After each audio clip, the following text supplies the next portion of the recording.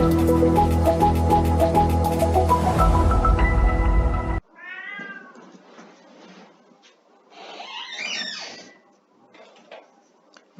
Rahman Rahim. Today we are going to start chapter number 6, which is about the solid state of matter. Today is our first lecture about the properties of solids.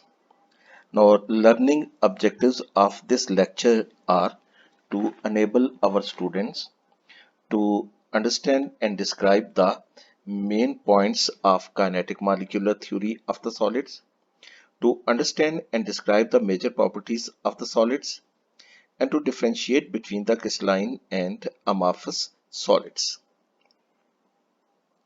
Now, what are the solids? Solid is a physical state of matter which has definite shape and volume. Solid matter की वो physical state है, वह वो form है जिसकी एक definite shape होती है, डेफिनेट वॉल्यूम होती है. इसका क्या रीजन है? Reason is that particle in solid state are held very closer to each other. They cannot move but only vibrate about their mean positions, and they are held by very strong force of attraction which may be of different types.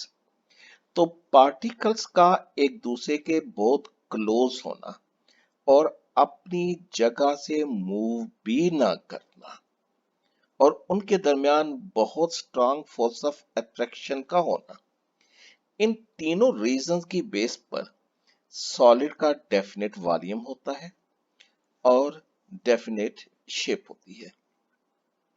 Now let's see how kinetic molecular theory describe the properties, some of the properties of the solids. Now main points of kinetic molecular theory for the solids are: number one is about the attractive forces present between the particles in the solid state. These forces of attraction in the solid state are maximum, that is very strong are the force of attraction present between the particles in the solid state. Due to this reason, the particles are held very closer to each other. Closest packing of molecule, atom or the ions in the solid state is due to the maximum attractive forces between these particles. Rigidity, solids hard होते हैं. इसकी hardness की reason क्या है? Hardness की reason ये है कि जो पार्टिकल सॉलिड स्टेट में एटम, आयन या मॉलिक्यूल्स वो क्लोजली पैक्ड हैं. Their movement is restricted. Movement is restricted mean that the force of attraction between these particles are so stronger that they cannot move from their fixed position. सिर्फ वो अपनी fix position पर vibrate कर सकते हैं. इनकी वह वाइब्रेशनल मोशन उनकी सॉलिड स्टेट को इफेक्ट नहीं करती. अगर ये ट्रांसलेशनल शो करते, ट्रांसलेशनल मूवमेंट शो करते, तो फिर सॉलिड भी जो है वो यानी ये भी लिक्विड की तरह फ्लो करते. तो इनका फ्लो ना करना किस वजह से है? Due to the very strong force of attraction between the particles in the solid state. Solid की डेंसिटी ज्यादा होती है. Density is mass per unit volume. तो इनका वॉल्यूम कम होता है. वॉल्यूम कम होने की reason, the particles in the solid state they are held very closer to each other, जिसकी वजह से वॉल्यूम कम होगा और मास पर यूनिट वॉल्यूम यानी डेंसिटी ज्यादा होगी. Collisions, no collision between the particles in the solid state. किस वजह से? इसकी रीजन ये है कि सॉलिड स्टेट में पार्टिकल्स के दरमियान मूवमेंट नहीं है, ट्रांसलेशनल मोशन नहीं है. जब वो मूव नहीं करते तो उनके दरमियान कोलिजन्स भी नहीं होंगी. सिर्फ और सिर्फ वाइब्रेशनल मोशन पार्टिकल्स में मौजूद है. Now next is kinetic energy. Molecules in the solid state only vibrate about their mean position. Therefore, The only form of the kinetic energy possessed by the particles in the solid state is the vibrational kinetic energy. So, the kinetic molecular theory describes about the attractive forces present between the particles, which are very stronger, their rigidity or hardness, which is also due to the very strong attractive forces. High density is also due to very strong force of attraction, due to which the particles are held closer to each other. They have minimum volume and maximum density. Collisions, no translation motion in the particles in the solid state. Therefore, there are no collisions between the molecules. Kinetic energy. Kinetic energy is minimum only vibration kinetic energy. It is due to the vibrational motion in the particles, that is atom, ions, or the molecules. Now the geometrical shape. The crystalline solid possesses definite geometric shape. Definite geometric shape is due to definite and ordered arrangement of atom, ion, other molecules in the three dimension. जितने भी solids हैं, खास तौर पे crystalline solid की हम बात करेंगे, इनकी एक डेफिनेट ज्योमेट्रिक शेप होती है. वो क्यूबिक भी हो सकते हैं, रेक्टेंगुलर शेप में भी हो सकते हैं, हेक्सागोनल भी हो सकते हैं, रोम्बोहेड्रल भी हो सकते हैं. इन तमाम डेफिनेट ज्योमेट्रिक शेप की रीजन क्या है? इसकी रीजन ये है कि सॉलिड स्टेट में पार्टिकल्स रेगुलरली और रेपिटेटिवली थ्री डायमेंशंस में अरेंज है. Now some simple properties of the solid. We have completed the kinetic molecular description of the solids. Now some simple properties of the solids. These simple properties of the solid: diffusion, compression, expansion, movement of the molecules, intermolecular forces, and kinetic energy based upon the kinetic molecular theory. इन तमाम properties की study के दौरान भी आप देखेंगे कि ये तमाम properties भी सॉलिड स्टेट में पार्टिकल्स के दरमियान स्ट्रॉन्ग फोर्स ऑफ अट्रैक्शन की वजह से ही है. No first of all diffusion. Diffusion क्या होती है? This is the spontaneous intermixing of the molecules, या it is the process in which molecules move from the region of high concentration to the region of low concentration. ये diffusion का process two factor पर depend करता है: velocity of molecules पर और strength of intermolecular forces पर. अगर किसी सब्सटेंस के मॉलिक्यूल्स हाई वेलोसिटी से मूव करते हैं तो उन पार्टिकल्स की मिक्सिंग रैपिड होगी, यानी रेट ऑफ डिफ्यूजन ज्यादा होगा. और ऐसे सब्सटेंसेस की डिफ्यूजन का रेट भी रैपिड होगा जिसमें इंटरमॉलिक्यूलर फोर्सेस स्ट्रांग नहीं होती, वीकर होती हैं. और ये दोनों फैक्टर जो हैं उनकी वजह से सॉलिड के अंदर डिफ्यूजन ना होने के बराबर होती है. उसकी वजह ये है कि सॉलिड स्टेट में ना तो मॉलिक्यूल्स की वेलोसिटी हाई है, वो सिर्फ वाइब्रेट करते हैं, और उनमें इंटरमॉलिक्यूलर फोर्सेस भी बहुत स्ट्रॉन्ग हैं, जिसकी वजह से पार्टिकल्स की मूवमेंट रिस्ट्रिक्टेड है. मूवमेंट ना होने की वजह से डिफ्यूजन भी ना होने के बराबर है.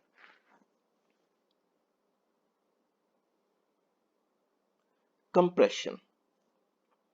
ये एक डायग्राम है जो सॉलिड के अंदर पार्टिकल्स की बहुत स्लो डिफ्यूजन को जाहिर करते हैं, but this is only under certain specific sets of conditions.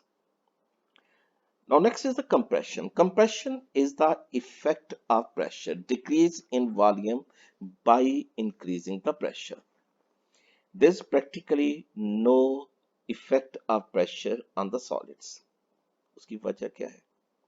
Particles are very closely packed together. The effect of the pressure on the solid is expressed in terms of the compressibility, जिसको हम beta से जाहिर करते हैं. This beta or the compressibility is defined as the decrease in volume per unit volume when pressure is increased by 1 atm, कि अगर pressure को 1 atm तक इंक्रीज किया जाए तो वॉल्यूम में जो पर यूनिट डिक्रीज होती है उसे कंप्रेसिबिलिटी कहा जाता है। In fact, no decrease in volume by increase in pressure, no compressibility. Third property is expansion. Expansion means increase in volume by increase in volume by increase in the temperature.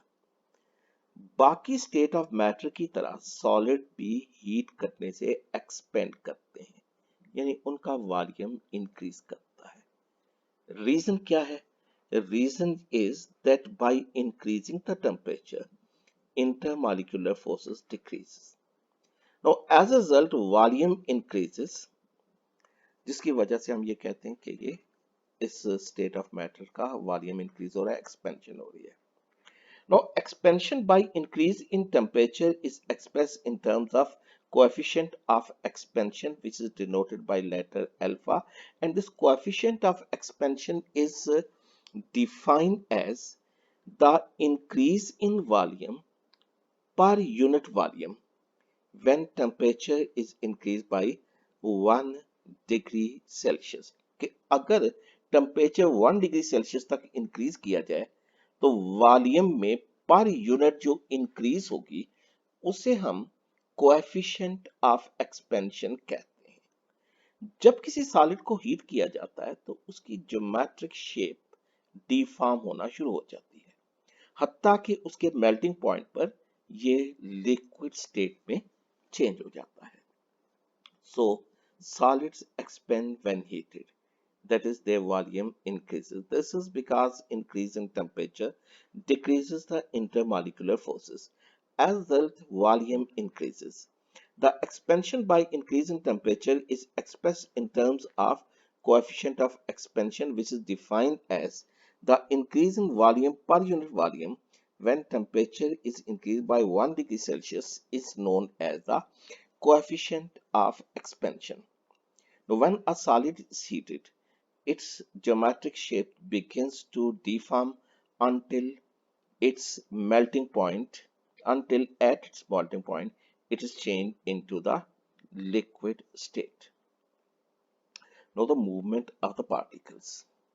There's no translational movement, no rotational movement in the particles of the solids in the solid state. उसकी वजह strong intermolecular force of attraction का मौजूद होना है, और इन्हीं strong force of attraction की वजह से पार्टिकल्स स्ट्रॉन्ग जो क्लोजली पैक्ड होते हैं, लेकिन ये पार्टिकल्स मॉलिक्यूल या एटम या आयंस जो हैं ये सिर्फ अपनी मीन पोजीशन पर वाइब्रेट कर सकते हैं। Intermolecular forces. In solid, intermolecular forces are maximum between the particles.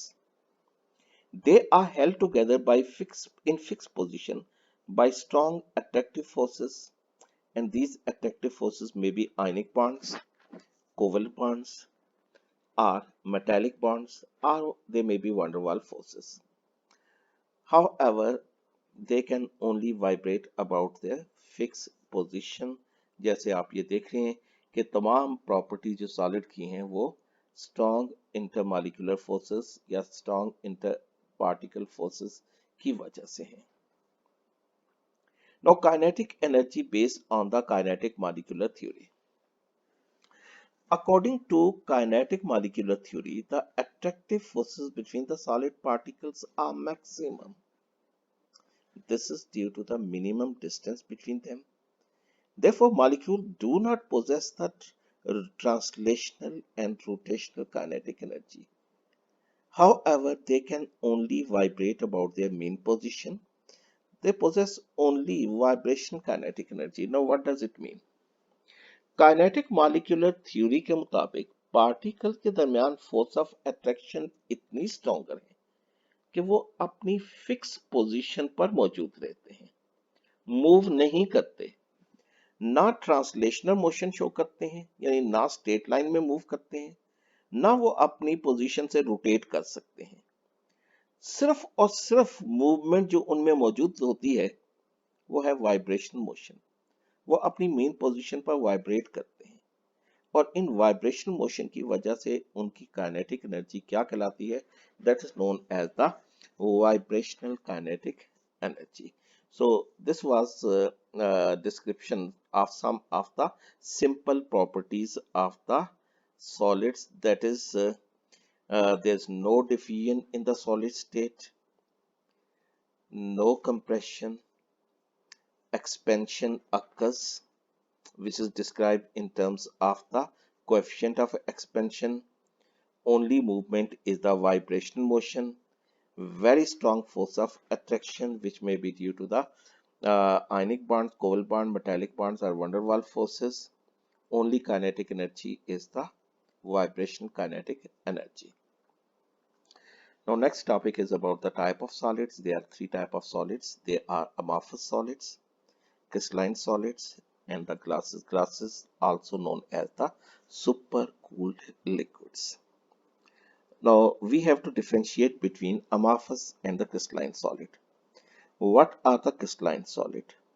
Crystalline solids are those which possess the definite geometric shape.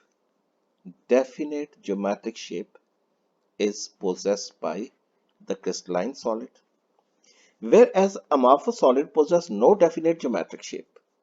Amorphous means shapeless, इनकी कोई डेफिनेट शेप नहीं होती। ये क्रिस्टलाइन सॉलिड्स की ये डेफिनेट ज्योमेट्रिक शेप है। They may be cubic, tetragonal, orthorhombic, monoclinic, triclinic, hexagonal etcetera. लेकिन इसके कंपैरिजन में जो अमार्फस सॉलिड्स हैं, ये जेमस्टोन, ग्लास, रबर, ये कॉटन, वुड एटसेट्रा, इनकी कोई डेफिनेट ज्योमेट्रिक शेप नहीं होती। Now second point of the comparison, पहला पॉइंट क्या हो गया? Crystalline solid possess definite geometric shape, non crystalline solid possess no definite geometric shape. Second point, in definite geometric shape होने की क्या रीजन है क्रिस्टलाइन सॉलिड में, और अमार्फस सॉलिड की डेफिनेट ज्योमेट्रिक शेप ना होने की क्या रीजन है? रीजन ये है कि इंटरनली क्रिस्टलाइन सॉलिड के अंदर एटम, आयन या मॉलिक्यूल्स रेगुलरली और रेपिटेटिवली थ्री डायमेंशंस में मौजूद होते हैं। इनमें तमाम पार्टिकल्स एक तरतीब से मौजूद होते हैं। वो तरतीब या ऑर्डर डिफरेंट क्रिस्टलाइन सॉलिड में डिफरेंट होता है, लेकिन ये ऑर्डर बहरहाल मौजूद होता है। फॉर एग्जाम्पल, यहाँ पे आप सोडियम क्लोराइड में देख रहे हैं, ये जो पर्पल बाल्स हैं ये सोडियम आयंस हैं, ग्रीन बाल जो हैं ये क्लोराइड आयंस हैं। Each sodium ion is being surrounded by 6 chloride ion and each chloride ion is being surrounded by 6 sodium ion। इसके अलावा ये फिगर ये भी शो करती है कि क्रिस्टलाइन सॉलिड में पार्टिकल क्लोजली पैक्ड होते हैं।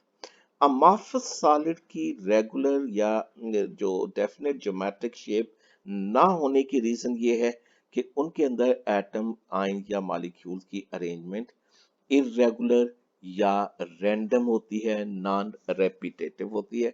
जिस तरह ये अमार्फस सॉलिड में आप देखें कि पार्टिकल जो हैं वो एक दूसरे से इक्वल डिस्टेंसेस पर मौजूद नहीं है, इसी वजह से उनके दरमियान जो फोर्स ऑफ अट्रैक्शन भी सिमिलर नहीं होगी। Now the third property is that crystalline solids, they have sharp melting point. Non-crystalline solid या amorphous solid don't have the sharp melting point. Sharp melting point से क्या मुराद है? अगर एक सॉलिड एक फिक्स टेम्परेचर पर मेल्ट कर जाता है, लिक्विड स्टेट में चेंज हो जाता है, तो हम ये कहते हैं कि ये शार्प मेल्टिंग पॉइंट पोजेस कर रहे हैं। मिसाल के तौर पे हम क्रिस्टलाइन नेफ्थलीन को हीट करते हैं तो तमाम नेफ्थलीन का सैंपल एग्जैक्ट 80 डिग्री सेल्सियस पर मेल्ट कर जाएगा। हम क्या कहते हैं कि crystalline solid possess a sharp melting point. लेकिन non crystalline solid sharp melting point नहीं पोजेस करते। मिसाल के तौर पे अगर हमारे पास नॉन क्रिस्टलाइन या अमाफस नेफ्थलीन मौजूद हो, उसे हम हीट करना शुरू करें तो तकरीबन 77 डिग्री सेल्सियस पर वो मेल्ट करना शुरू करेगी और तकरीबन 84 डिग्री सेल्सियस तक कंटिन्यूसली मेल्ट करती रहेगी। यानी amorphous solid melt over the range of temperature. इसकी क्या रीजन है? इसकी रीजन जो है that is due to the regular and repetitive arrangement of the particles in the crystalline solid and irregular arrangement of the particles in the non-crystalline solid or amorphous solid. Crystalline solid में तमाम atom, ion या molecule regularly repetitively arrange होते हैं। They have same distance from each other, जिसकी वजह से crystal lettuce में एक रेगुलरिटी पाई जाती है। फोर्स ऑफ अट्रैक्शन जो इन पार्टिकल के दरमियान मौजूद है वो यूनिफॉर्म है। इसलिए जब ऐसे सॉलिड को हीट किया जाता है तो तमाम force of attraction same temperature पर ब्रेक होती है। तमाम पार्टिकल अपनी फिक्स पोजीशन पर से एक ही टेम्परेचर पर मूव करना शुरू कर देते हैं, जिसकी वजह से तमाम सॉलिड एक ही टेम्परेचर पर मेल्ट कर जाता है। इसके बरक्स अमार्फस सॉलिड के अंदर पार्टिकल्स इरेगुलरली या रैंडमली अरेंज्ड है। उनके दरमियान फोर्स ऑफ अट्रैक्शन भी यूनिफॉर्म नहीं होगी। यानी बाज पार्टिकल जो एक दूसरे के क्लोजर हैं, उनके दरमियान फोर्स ऑफ अट्रैक्शन स्ट्रॉन्गर होंगी और ऐसे पार्टिकल जो एक दूसरे से अवे हैं, उनके दरमियान फोर्स ऑफ अट्रैक्शन वीकर होंगी। जब ऐसे सॉलिड को हीट किया जाता है तो वीकर फोर्सेस पहले ब्रेक करती हैं और स्ट्रॉन्गर फोर्सेस बाद में ब्रेक करती हैं। इस वजह से एक टेम्परेचर पर ये अमार्फस सॉलिड मेल्ट होना शुरू होता है और कुछ टेम्परेचर पर मेल्ट होता रहता है। यानी ये मेल्ट करता है over the range of temperature. So what is the reason? Let's see once again that in crystalline solid all the component atom, molecule or ions are at the same distance from same number and the type of neighbors, that is neighboring particles. There is regularity in the crystalline lattice. Thus, the intermolecular forces holding the solid together are uniform and same amount of thermal energy is needed to break every interaction. Interaction means force of attraction simultaneously. So, crystalline solid melt at a sharp temperature, at a fixed temperature. Whereas in case of amorphous solid, the particles are irregularly arranged. The distance and the strength of intermolecular forces between them are not similar, hence on heating, weaker forces are broken first and stronger forces break thereafter. Hence amorphous solids do not have the sharp melting point and they melt over the range of temperature. Third difference. Crystalline solid have the definite value of heat of fusion. Heat of fusion, amount of heat energy which is required to convert 1 mole of solid into liquid at its melting point. तो क्योंकि crystalline solid एक fix temperature पर melt करते हैं, sharp melting point होता है, इसलिए इनकी definite value of heat of fusion होती है। अमार्फस सॉलिड का शार्प मेल्टिंग पॉइंट नहीं होता, therefore they have no definite value of heat of fusion. Crystalline solid may have water molecules of crystallization. Usually crystalline solid के साथ water के कुछ molecules chemically attach होते हैं। ऐसे सब्सटेंस हाइड्रेट्स कहलाते हैं और उनके साथ जो वाटर मॉलिक्यूल्स अटैच होते हैं, they are water molecules of crystallisation. ये वाटर मॉलिक्यूल क्रिस्टलाइजेशन के प्रोसेस के दौरान उस सब्सटेंस के साथ केमिकली बाइंड कर जाते हैं। For example with copper sulfate there are present 5 water molecules of crystallization. With ferrous sulfate there are present 7 water molecules of crystallization. जबकि amorphous solid के साथ water molecules of crystallization नहीं होते। Crystalline solids are anisotropic. Anisotropic क्या होते हैं? Crystalline solid की physical properties direction dependent होती हैं। डिफरेंट डायरेक्शन में इनकी फिजिकल प्रॉपर्टीज की इंटेंसिटी डिफरेंट होती हैं। मिसाल के तौर पे यूं आप समझ लें कि ग्रेफाइट इलेक्ट्रिसिटी का कंडक्टर है और आपने इसका स्ट्रक्चर पढ़ा होगा। इसमें जो कार्बन एटम की हेक्सागोनल लेयर्स होती हैं वो एक दूसरे पर से अरेंज होती हैं और ऐसी 7 layers one above other arrange होती हैं। तो इलेक्ट्रिसिटी की कंडक्शन इन लेयर्स के पैरेलल होती है, परपेंडिकुलर नहीं होती। इसकी रीजन हम अपने नेक्स्ट लेक्चर में डिटेल से पढ़ेंगे। तो क्रिस्टलाइन सॉलिड की फिजिकल प्रॉपर्टीज डायरेक्शन डिपेंडेंट होती हैं। दे possess the different intensities of the physical properties in the different direction. This phenomenon is known as anisotropy, that is crystalline solid are anisotropic. इसके comparison में amorphous solid की physical properties direction dependent नहीं होती, that they are isotropic. Crystalline solid undergo cleavage at definite cleavage plane. क्या मतलब है इसका कि क्रिस्टलाइन सॉलिड को अगर जो है वो स्मॉलर पीसेस में ब्रेक किया जाए, अगर जो है वो क्रिस्टलाइन सॉलिड को ब्रेक किया जाए तो स्मॉलर आइडेंटिकल क्रिस्टल में ब्रेक कर जाते हैं। इस प्रोसेस को क्लीवेज कहा जाता है। लेकिन क्लीवेज एक सर्टन डेफिनेट डायरेक्शन में होती है जिसे क्लीवेज प्लेन कहा जाता है। So crystalline solid always undergo cleavage at a definite cleavage plane. This is the characteristic property of the crystalline solid.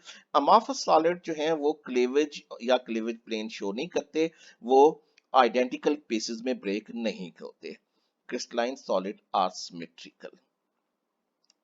amorphous solids are asymmetrical। इसको डिटेल से हम अपने नेक्स्ट लेक्चर में जो है वो देखेंगे। क्रिस्टलाइन सॉलिड सिमेट्री यूं समझ लें कि एक ऐसी प्रॉपर्टी है क्रिस्टलाइन सॉलिड की कि अगर इनको 360 डिग्री पर रोटेट किया जाए तो इनके different faces, edges, corners equal interval के बाद रिपीट होते हैं, जबकि ये प्रॉपर्टी अमॉर्फस सॉलिड में नहीं पाई जाती।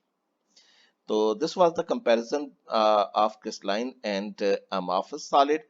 और आखिर में ग्लासेस क्या होते हैं? Glasses are the substances which appear like solids but their particles are irregular like amorphous solid and they begin to move even before their melting point.